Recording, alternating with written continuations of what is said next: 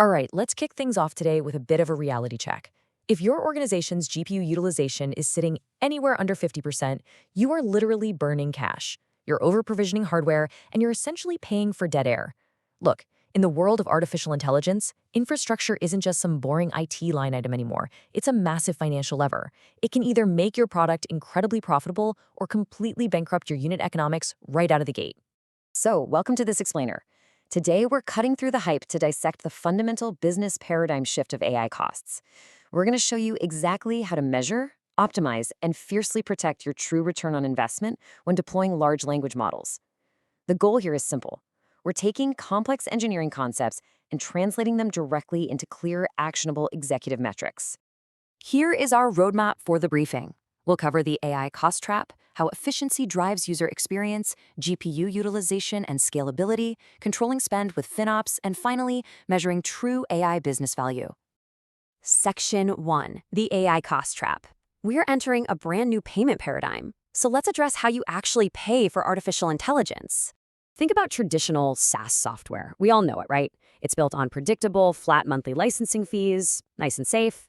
But AI infrastructure, totally different beast. It operates way more like a metered utility. Your costs are highly variable, tied directly to usage volume and data payloads, specifically input and output tokens. And here's the kicker.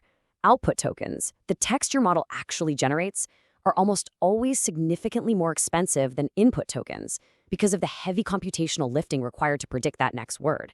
If you try to manage AI like your old traditional SaaS subscriptions, your costs are going to skyrocket out of nowhere. Moving right along to Section 2, efficiency drives user experience. Let's look at how highly technical back-end stats actually dictate your customer churn. Our first really critical metric is time to first token, or TTFT. This measures the exact duration between a user hitting enter on a prompt and receiving the very first token of the AI's response. Now, you might think, actually, scratch that. A lot of people think this is just some nerdy engineering metric.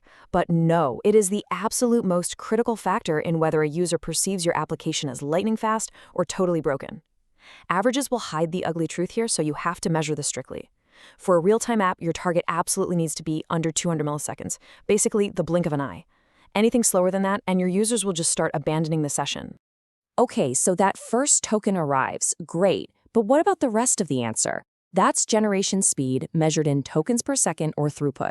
Low throughput usually points to a really expensive infrastructure bottleneck, especially when everyone is logging on during peak hours. It results in this agonizing, slow-motion text generation for the user that just drives them crazy. High throughput, on the flip side, means you have a healthy, scalable infrastructure where users get their answers instantly. If your users are complaining about slowdowns, throughput is the very first metric you need to investigate. All right, Section 3, GPU utilization and scalability. Because at the end of the day, efficiency saves money. Let's translate that hardware performance into dollar signs. GPU utilization is this really delicate balancing act. Like we said earlier, operating under 50% utilization means you're over-provisioning. You're just burning cash on idle hardware. Now, the optimized Goldilocks zone, that's right around 70 to 80%. You're getting the most bang for your buck there while still leaving a nice little buffer for sudden traffic spikes. But watch out, because if you redline your infrastructure and hit 100% VRAM, you are guaranteeing system-breaking out-of-memory crashes. It's a tightrope walk, so you have to monitor this constantly to scale responsibly. Section 4, controlling spend with FinOps. To avoid these expensive hardware pitfalls, we need to merge LLMOps, which is how you run the models, with AI FinOps, which is how you track the money. Implementing AI FinOps really comes down to 3 crucial steps.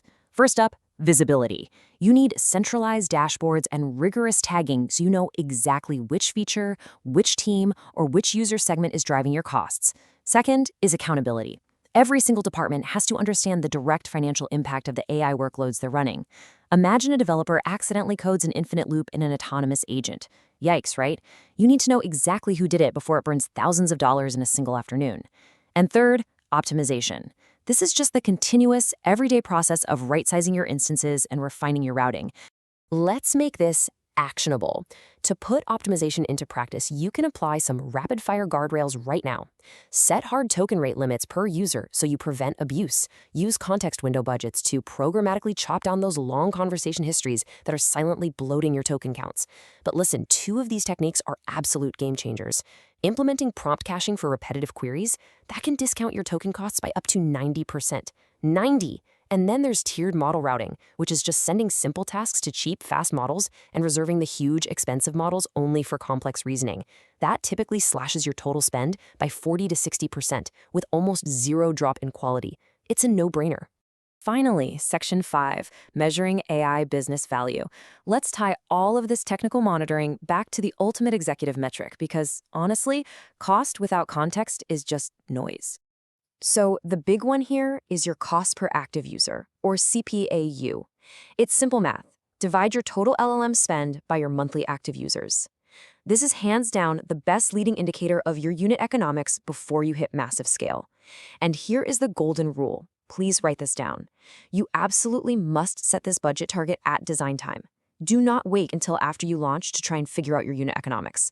Define exactly what you can afford to spend per user upfront, and then engineer your prompts and model routing to fit inside that box.